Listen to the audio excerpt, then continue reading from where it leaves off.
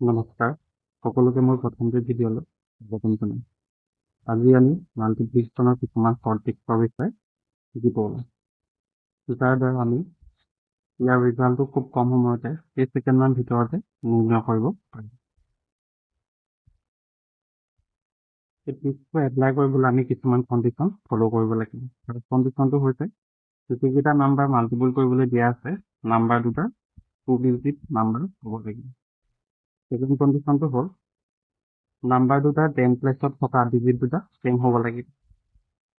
আৰু থাৰ্ড কণ্ডিশ্যনটো হ'ল নাম্বাৰ দুটাৰ ইউনিট প্লেচত থকা ডিজিট দুটাৰ টাৰ্মটো সদায় চেম হ'ব লাগিব, তেতিয়াহে আমি এই ট্ৰিকটো এপ্লাই কৰিব পাৰিম। আৰু ইয়াৰ ৰিজাল্টটো আমি পাম এনেদৰে 10 প্লেচত থকা ডিজিটটোৰ লগত আমি ইয়াৰ পৰৱৰ্তী ডিজিটটো মাল্টিপুল কৰিব লাগিব। ইয়াৰ পৰৱৰ্তী ডিজিটটো পাবৰ কাৰণে আমি 1 এটা এড কৰিলে হ'ব, যিটো ৰিজাল্ট পাম সেইটো আমি শিকি আছোঁ।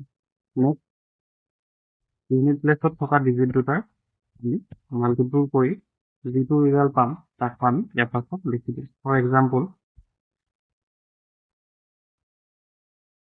আমি 42 ইনটু 48 থাকে ল'ব পাৰোঁ।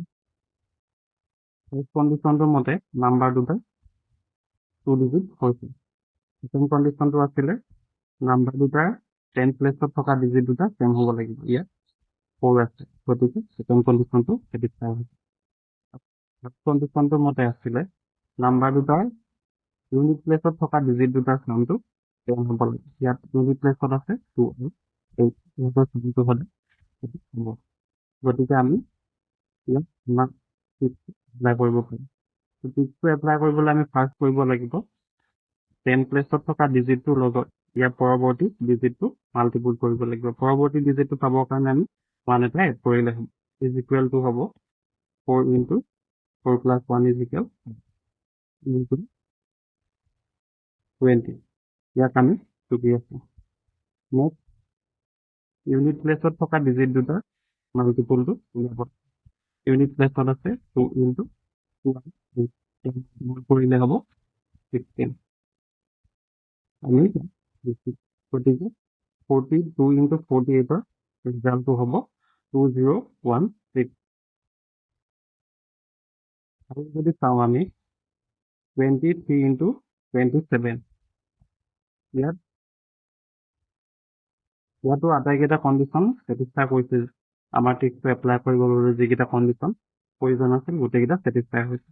গতিকে আমি ইয়াৰ ৰিজাল্টটো উলিয়াবলৈ ফাৰ্ষ্ট কৰিব লাগিব 10 প্লেচত থকা ডিজিটটোৰ লগত ইয়াৰ পৰৱৰ্তী ডিজিটটো মাল্টিপুল কৰিব লাগিব। পৰৱৰ্তী ডিজিটটো পাবলৈ আমি 1 এড কৰিলোঁ, is equal to 2 into 2 is equal 6। আমি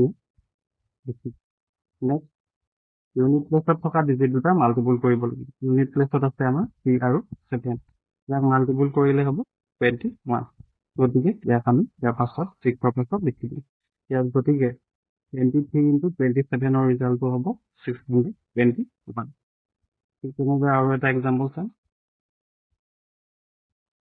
11 ইনটু 19, ইয়াত 10 প্লেচত আছে 1। 1ৰ লগত আমি ইয়াৰ পৰৱৰ্তী ডিজিটটো মাল্টিপুল কৰিব লাগিব। পৰৱৰ্তী ডিজিটটো আমি 2 পাম, 1 2। ইয়াক আমি 2 ৰাখিলোঁ। নেক্সট ইউনিট প্লেচত থকা ডিজিট দুটা মাল্টিপুল কৰিম।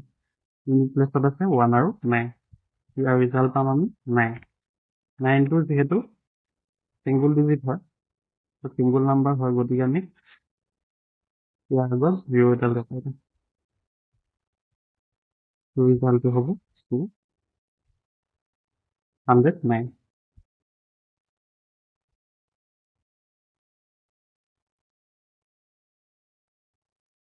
ইয়াতে প্ৰেক্টিছৰ কাৰণে কেইটামান প্ৰশ্ন সন্নিৱিষ্ট কৰা হৈছে। যদি তোমালোকে ট্ৰিকটো বুজি পালে ইয়াৰ উত্তৰকেইটা কমেণ্ট বক্সত জনাবা। যদি ট্ৰিকটো শিকি ভাল লাগিলে তেন্তে ভিডিঅ'টো লাইক কৰিবা আৰু বন্ধু বান্ধৱীসকলৰ লগত শ্বেয়াৰ কৰি দিবা। ধন্যবাদ।